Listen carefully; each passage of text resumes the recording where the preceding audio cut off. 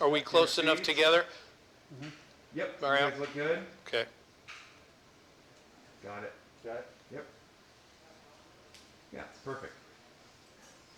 I'm here with Dr. Ralph DeFranzo, world-renowned diabetologist. Let me cut that again. I think I want to start. I'm thinking maybe I'll start with the academic credential You first. actually scoot a little closer to him. Okay. Since we're Oh, taking a you want me to break. introduce myself? No, because that sounds, that's boastful. I want to introduce you. All right. But basically professor of medicine and chief of the diabetic service at UT Health. Yeah. We'll start with that. Okay. Why don't yeah. you say diabetes endocrine service? Stressing them out. Good. All right, you ready to roll? Good. I'm here with Dr. Ralph DeFranzo, who's professor of medicine and chief of the endocrine diabetes service at UT Health. Dr. DeFranzo has authored more than 800 papers, and he's a world-renowned diabetologist and the principal investigator in the pilot study that Modality Medical is doing on mesenteric visceral lipectomy with the goal of improving or curing type 2 diabetes. Dr. DeFranzo, tell us about the pandemic that type 2 diabetes seems to be. Yeah, well, diabetes is a huge problem. There's probably no family that is not either affected or knows another family with diabetes. In the United States, there are about 34 million people with type 2 diabetes, and for every person who has type 2 diabetes, there's another 2 to 3 people who have prediabetes, and these numbers are expanding. And it's an epidemic that is worldwide, so there are about 420 million diabetics throughout the world. But you have to also understand that many diabetics don't know that they have it. They're not diagnosed. So this is really an underestimate. And now as we're dealing with this sort of twin pandemic of COVID, diabetics are at markedly increased risk to cardiovascular mortality when they get COVID.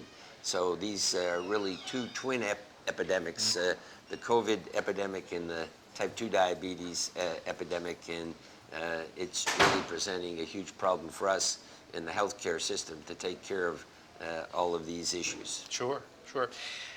Dr. DeFranzo, tell us about insulin resistance. What is that? Why is it important? Yeah. So I think I'll sort of kind of back up a little bit and sort of set the stage for what is diabetes. Okay. So in its simplest terms, there are two major problems.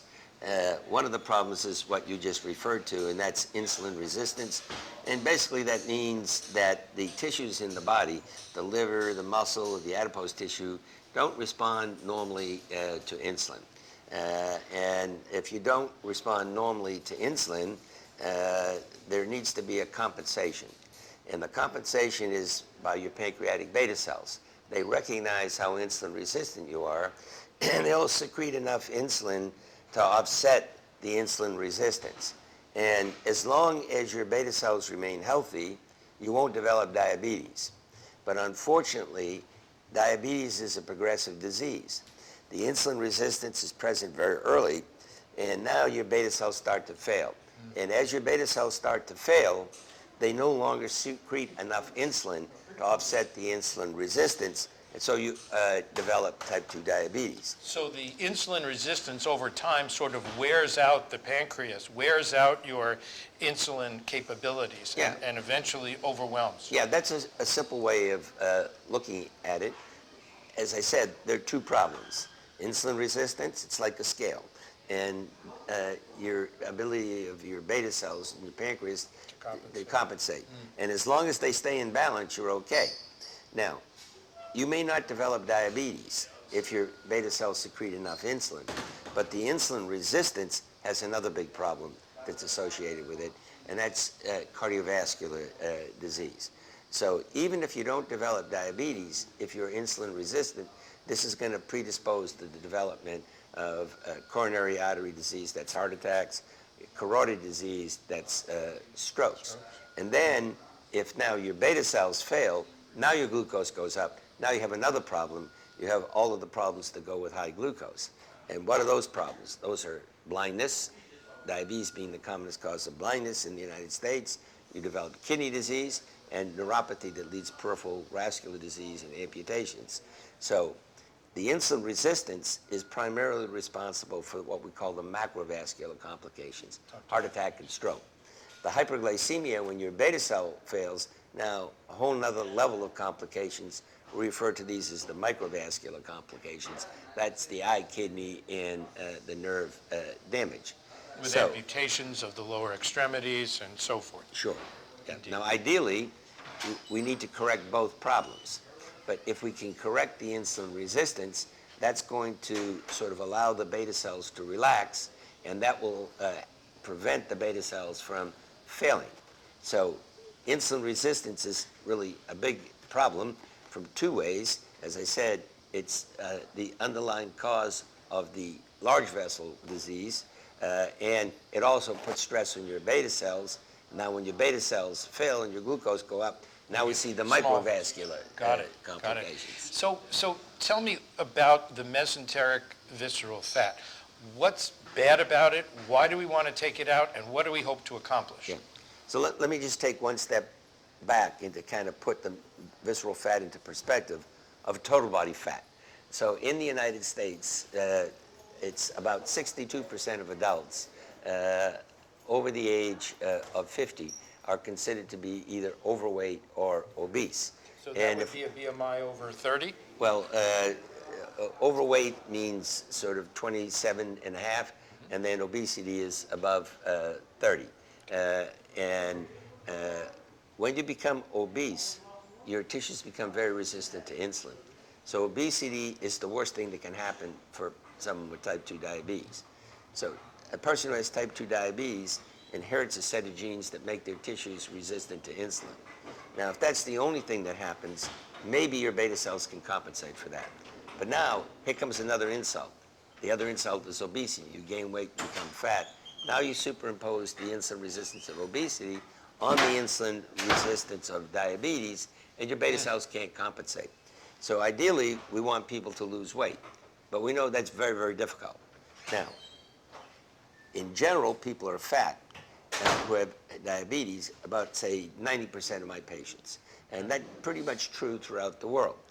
Now, amongst the fat depots, there are certain fat depots that really have a more ominous prognostic implication than others. So in particular, as you mentioned, the visceral fat.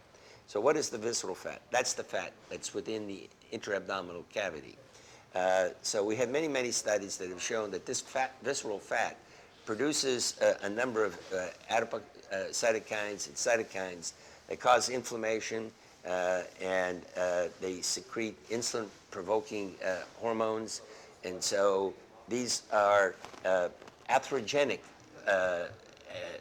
fat cells, and they're predisposing the diabetic to the development of atherosclerotic cardiovascular disease, which, as I said, they're already predisposed to. So their arteries are being plugged up by this atheroma that's being stimulated by this visceral fat. Yes. And peripheral superficial fat doesn't do that? No, all fat is bad. Okay. So All right.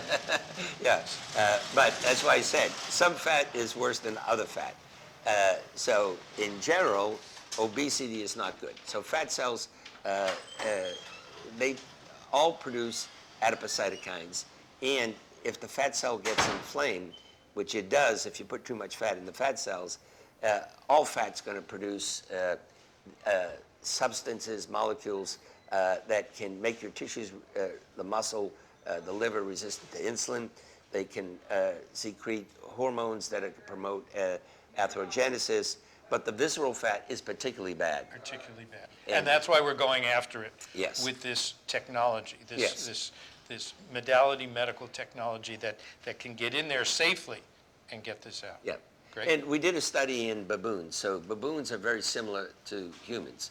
And baboons living in the wild don't get fat. But when you put them into captivity, you see they gain weight, and their genetic background is very much like humans. So the baboon is a really good model to look at in terms of obesity and diabetes. Mm-hmm. And we've done studies in baboons showing that if you remove a visceral fat, you can markedly improve the insulin resistance, and you can improve their glucose tolerance. So we have a good... Do they become insulin sensitive? Is that where we want to go? Yeah. Now, it's impossible to get rid of all of the insulin resistance because there's a genetic component, and there's still a lot of fat even after you remove the visceral fat. But that visceral fat is contributing in a disproportionate way to the insulin resistance. So that's the fat we want. I mean, ideally, we got to get rid of all the fat in the body, all right? But that's not so easy to do. And from the surgical standpoint, of course, you can't do that. But now, with the new technology that Modality has developed, we can go in and we can specifically remove up to 70 to 80% of that visceral fat. And again, the results are early on, but they're encouraging that we are seeing an improvement in insulin sensitivity, meaning the insulin resistance is getting better, and we are seeing the A1C decline, and the A1C is what gives us a measure of your overall glucose control. So the initial results that we're seeing, although we're early in the sort of early stages of this technology, they look quite encouraging. Great.